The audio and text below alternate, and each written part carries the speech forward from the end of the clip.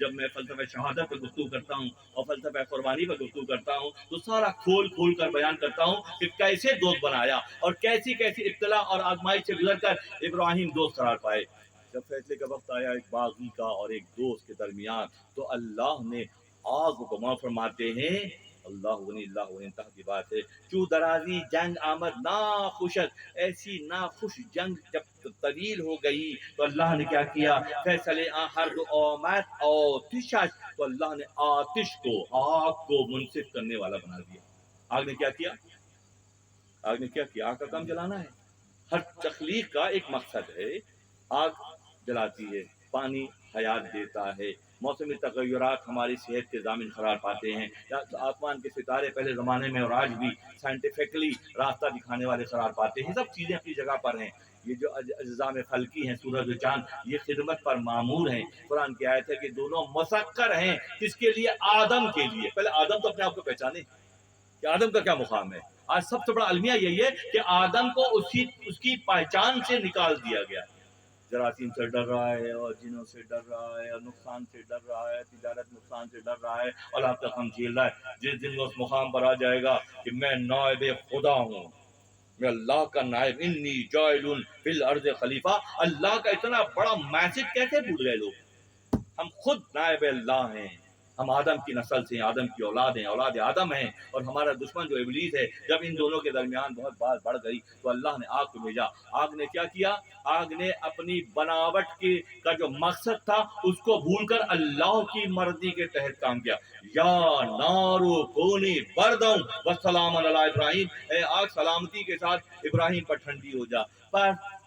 پر حکم کرد آتشی راول نگر توشیوت دہلے مشکل آن دو نظر، دور دور خرن خرنے این دو فریق، تاب فرعون و موسی شفیق۔ پھر اگلا دور آیا، فیصلہ اللہ نے آگ سے کروایا۔ پھر اگلا دور آیا، فرماتے کیا خوبصورت یہاں ٹرم استعمال کی موسیٰ علیہ السلام کے لیے، تاب فرعون موسی شفیق۔ موسیٰ شفیق ہیں، اللہ مولانا موسیٰ کی وہ بیان کر رہے ہیں، صفت بیان کر رہے ہیں، لقب دے رہے ہیں کہ موسیٰ شفیق ہیں۔ اور جب فرعون اور موسیٰ کے درمیان معرکہ بہت طویل ہو گیا تو اللہ نے اب اس بار کس کو پسند کیا؟ اس بار اللہ نے پانی کو پسند کیا۔ مالک پہلے مالک کو تو پہچانو، جب ہر کے خود بشناخت یزدارا شناخت، جو خود کو پہچانے گا وہ خدا کو پہچاننے جیسا ہو جائے گا۔ خود کو پہلے پہچان لو، اسی مطابق اپنے آپ کو ڈھالو، اور پھر یہ تمام چھوٹے موٹے خوفوں سے نکل کر 360 بت کی پرستش چھوڑ کر کعبۃ اللہ میں جو سجائے گئے تھے، نبی صلی اللہ علیہ وسلم نے مولا کائنات علی صلی اللہ علیہ وسلم فرمایا کہ علی سارے بتوں کو توڑ دو۔ کس کے ہاتھ سے توڑوایا؟ مولا کے ہاتھ سے توڑوایا۔ کتنے بت؟ 360 بت۔ ہم نے 380 واپس جمع کر لیے۔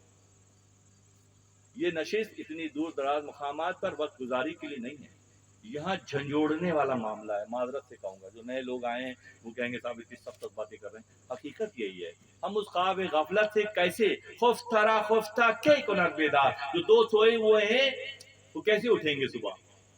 کوئی جاگا ہوگا تو اٹھائے گا نا۔ اب جاگا ہوا کون ہوگا؟ یہ سلسلہ جب دراز ہوا موسیٰ اور موسیٰ شفیق اور فرعون کے درمیان، آب دریا را حکم سازید حق نے پھر دریا کے پانی کو حکم دیا۔ آب دریا را حکم سازید حق تو کہ مان کے برد زی دو سبق، کہ ان دونوں میں اب اس بار تم فیصلہ کرو، تاکہ فرعون را با فرعونیاں آب دریا غرق شاکر آن زمان، کہ جب اللہ کا حکم آیا کہ میرے دوست موسی شفیق اور فرعون میں معرکہ چل رہا ہے، تم فیصلہ کرو، تو پھر پانی نے کیا فیصلہ کیا؟ پانی نے فرعون اور اس کے سارے لشکر کو ڈبو کے رکھ دیا۔ ایسے ہی نا، آگے چلتے ہیں، تاکہ فرعون رابا فرعونیاں آب دریا غرق شوکت انزما، ہم نکر سازد زید بحر سمود، سی ہے کہ جان شورا در ربود۔ اسی طرح قوم سمود، قوم صالح، قوم لوط، جو انبیاء کے مقابل آئے، اللہ نے انہیں عبرت ناک، موضوع تو بھی یہ ہونا چاہیے، ہم پہلے انبیاء کا مقام دکھائیں، خود کو پہچاننے کی بات کریں، پھر آپ کی چاہت و محبت میں، انبیاء کی چاہت و محبت میں اللہ نے مخالفین کے ساتھ کیا معاملہ کیا، یہ سارا پیٹرن سمجھتے چلے جائیں، ساری بات سمجھ میں آ جائے گی۔ क्या वजह है कि हम लानत मलामत करें दीगर तबकों को? हमें क्या पड़ी है? ना हमारे पास वक्त है और ना हमारे पास वो फिक्र है। हमें तो राह हक दिखा दिया गया कि ये पूरी सीरीज है नूरी सिलसिले की। इनको पहचानते जाओ और अल्लाह की मर्जी को इनके हक में देखते जाओ और अपने मामला सीधे। हम निगर सौजीद बर खारून जकी ताफरो बरशोश जो अद्दो हो जमीन, और जमीन कैसी कैसी रहमत की जगह है।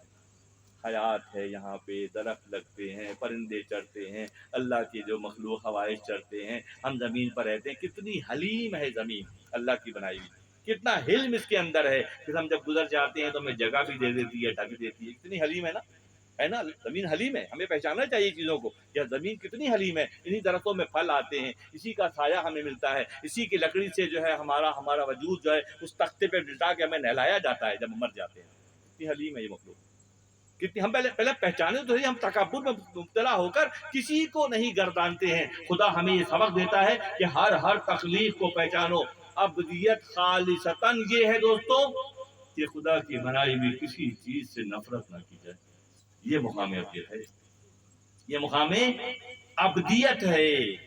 और जो मुतकब्बिर होते हैं वो क्या करते हैं? खुदा की बनाई हुई हर चीज के मुनकिर होते हैं, बागी होते हैं, उनकी तकजीब करते हैं, उनके साथ मामले को खराब करते हैं। जबकि माँ फरमाते ज़मीन इतनी हलीम है, ज़मीन इतनी रहमत वाली जगह है।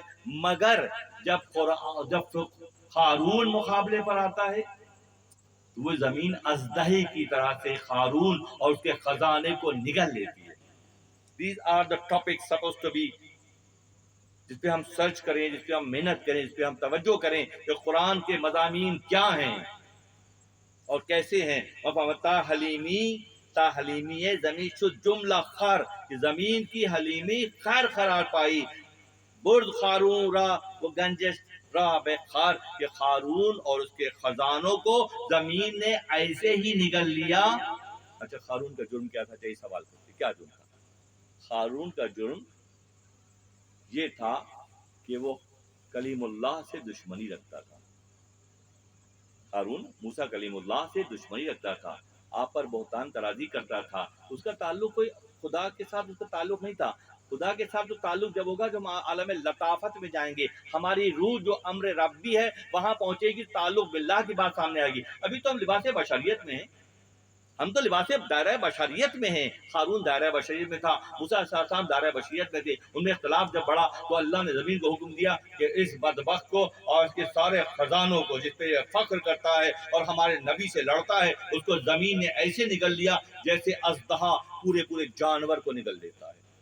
ता हलीमी हलीमी ये ज़मीन शुद्ध जुमला कहर बुर्द हारून रा व गंजिश रा बेकार के अंदर जमीन ने अंदर खींच लिया और एक लुकमे की तरह से उसको ले लिया। क्योंकि हक ठहरे नहा दर नान थो चो खनाक आ नान बगरी दो गुलो। ये जब अल्लाह नहीं चाहता, ग़िज़ा हमारे लिए सेहत की जामिन है, ग़िज़ा जो हम खाते हैं, और जब अल्लाह की मर्जी नहीं होती तो वो ग़िज़ा हमारे लिए क्या बन जाती है? वही ग़िज़ा हमारे लिए जहर बन जाती है, गले में अटक जाती है। क्योंकि अब अल्लाह की, किसी आरिफ ने ये फरमाया कि ग़िज़ा भी यहाँ जाकर ना अल्लाह से पूछती है कि इनके साथ क्या मामला करना है। ग़िज़ा खुद पूछती है कि अल्लाह से कि ये इसने यहाँ तक तो पहुँचा लिया, अब मैं क्या करूँ? इसको इससे तवानाई मिले या ये इसकी बीमारी करार पाए। तो इस वक्त मामला है, जो ग़िज़ा पूछती है कहता है पढ़ो जी हजरत जी को, बहुत चालाकियाँ कर रहे हैं। तो पता जी शुगर हो गई और ब्लड प्रेशर हो गई और बहुत टेंशन हर वक्त रहता है और नींद रात को नहीं आती है। हम सुबह शाम तक टिप टिप का शोबा है, यही बैठ के सुनते रहते हैं। मौलाना फरमाते हैं खुराक भी कहर बन जाती है, बिल्कुल उसी तरह जैसे खारून को ज़मीन जैसी नेमत ने अपने अंदर निगल लिया। इन लिबासे के यहाँ तक के मौलाना की क्या बात है, मानते हैं कि अगर खुदा ना चाहे तो सख्त तरीन गर्मी में लोग सर्दी से ठिठर रहे होते हैं। कैसी कैसी मिसालें। कोई नई बात नहीं है कि जो समझने के लिए लाइब्रेरियों में जाएं और बड़ी बड़ी किताबें निकाल के बैठें फिर बात समझ आएगी। मौलाना तो वो बात करते हैं जो हर घर में रोज होती है कि अल्लाह ना चाहे तो ये तुम्हारा लिबास तुम्हारे लिए नाकाफी, कई कंबल डाल देते हैं। साहब बहुत सर्दी लग रही थी, पूरा घर के कंबल डाल दिया फिर भी नहीं गई, क्योंकि पूछने वाले फिर पूछे ना कि सर्दी आई कहाँ से। अब खाको बादो आतिश बंदहन, आग पानी हवा मिट्टी सब अल्लाह के बंदे हैं। बा मनो तू मुर्दा बाहक जिंदा अन, हमारे आपके लिए मरे हुए हैं, अल्लाह के यहाँ जिंदा हैं। आग को बोलते एक्टिव हो जाओ, आग एक्टिव हो जाती है। पानी को कहता है चल पड़ो, पानी चल पड़ता है। सब उसके यहाँ एक्टिव है, हमारे यहाँ साइलेंट है, हम उसको साइलेंट समझते हैं, जबकि उनके यहाँ वो एक्टिव है। तो बात ये ग़िज़ा भी पूछती है। और हमारे जिस्म में जब कभी का दौरा पड़ता है तो फिर कोई कंबल काम नहीं आते। बात सारी ये है कि क्या इन बातों को उसी तनाजुर में समझने की जरूरत है जैसा हक है। एक बाजी बुस्तामी रहमतुल्लाह अलैह के वाक़यात में बयान भी शायद हुआ है कि एक मरतबा मुकाशफा हुआ अल्लाह से। जो मुकाशफा वो कहता है कि जब हमारे ये जो दिल की ख्वाहिशात का जो मैल हमारे दिलों पर चढ़ा हुआ है, जिक्र और अस्कार के जरिए जब उसको निकाला जाता है, मैल कुचैल को साफ किया जाता है, तो फिर उस पर पिक्चर नजर आती है। फिर आने वाला हर ख्याल उसकी तरफ से होता है। मसलन बात से बात निकलती है कि मौलवी फरमाते हैं कि खजूर के दरख्त का जो साया है नहर के अंदर, वो खजूर का दरख्त नहर में नहीं है, वो बाहर है। बाहर खड़ा हुआ है और नहर बह रही है, तो सूरज की रोशनी से साया यहाँ पड़ रहा है। ठीक है, सब समझते हैं इस बात को। तो दरख्त जो है वो खजूर नहर का हिस्सा नहीं है, बाहर का है। तो अहलुल्लाह का मामला जब ये होता है कि आने वाला जब मजलिस में आता है और जो ख्याल लेकर आता है वो नहर में खजूर की दरख्त की तरह झलकता है, उसका हिस्सा नहीं होता।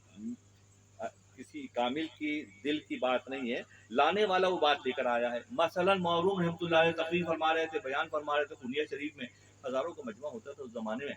तो मौलाना फरमा रहे थे और देखा कि अचानक खादिम खास को आवाज़ दी और बुलाया अपने करीब, उससे कुछ कहा कान में। तो ये कहा कि बकरे की सरी उस इलाके में, ठंडे इलाके में खाई जाती है, तंदूर में डाल देते हैं, तो पक जाती है, निकाल के काट काट के खाते हैं। मौलूम रहमतुल्लाह अलैह ने अपने खादिम खास से कहा कि बकरे की सरी ले आओ। वो गया और कहने लगा अजीब बात है, बयान चल रहा है और बकरे की सरी मंगवा रहे हैं।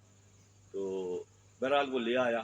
जब ले आया वो साहब जो बैठे ना कोने में, जाके उनको दे दो ये सरी बकरे की। उनके अंदर से वेव्स निकल रहे हैं, लहरें, बकरे की सरी खाऊंगा, बकरे की सरी खाऊंगा, बकरे की सरी खाऊंगा। हाँ, तुम जो ख्याल लेकर आओगे अल्लाह से वो पोशीदा नहीं होगा। इसीलिए मजलिसों में पॉजिटिव एंगल के साथ बैठना है, मज़बत सोच के साथ बैठना है, क्योंकि वो दिलों के वाक़यात को पढ़ रहे होते हैं। अल्लाह क्या पढ़ते हैं? दिलों को पढ़ते हैं। और लतीफ़ दिल कसीफ दिल को पढ़ लेता है, कसीफ लतीफ़ को नहीं पढ़ सकेगा। ख्वाहिशात नफ्सानी के साथ तुम लतीफ़ को नहीं टच कर सकोगे। हाँ, ऐसा ही है ना। थन जे जन वो जान जे थन मस्तूर नीज, मेरा ये हाथ, ये खमीज हिल रही है हाथ की वजह से, तो हाथ हिल रहा रूह की वजह से, रूह मिली हुई है जब ही हिल रहा है ना। जिस दिन निकल जाती है लंबे लंबे लेटे हुए होते हैं, फिर फैसले होते हैं मकान किसका होगा, और ये फ्लैट किसको मिलेंगे, और पंप किसको मिलेगा, और ये तो बाद में फैसले हो, बड़े साहब लेटे हैं। तो क्या चीज निकल गई? एक्टिव पार्ट निकल गया। अब जब वो निकल गया तो वो लतीफ है, और जो रह गया वो कसीफ है। तो किसी कसीफ को थन जे जान वो जान जे थन मस्तूर नीज, जिस्म और रूह मिले हुए हैं, ले खसरो दीद जान दस्तूर नीज, मगर रूह को देखना हर किसी के बस की बात है। रूह अंदर है, रूह दिखा रही है कि मैं हूँ, मैं तुम्हारी सारी मूवमेंट, सारी चलत फिरत रूह की वजह से है। जब वो निकल जाती है तुम साइलेंट हो जाते हो, मगर तुम रूह को देख नहीं पाते हो। कैसे देखोगे? बात फिर वहीं चली जाती है, जब तुम्हारे आंख का ढेला एक्टिव कर दिया जाएगा तो रूह को देखने हो जाओगे। आंख का ढेला एक्टिव हो जाएगा तो फिर तुम रूह को देखने जैसे हो जाओगे। बात चल रही थी